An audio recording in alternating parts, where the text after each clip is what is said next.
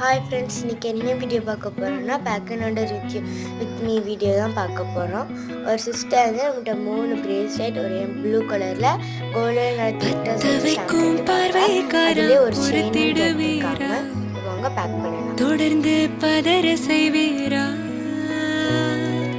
சிக்க வைக்கும் செய்கையெல்லாம் நிறுத்திடுவீரா, மனசு இயங்கல சீரா தாசா கிட்ட நெருங்குறலேசா நான் ஒருங்குறேன் தூசா எட்ட போயிடுறா வெரசா வெரசா தாசா இது என்ன புதுசா எங்கோ ஆச்சே சிறுசா கொஞ்சம் பார்த்து தொடுல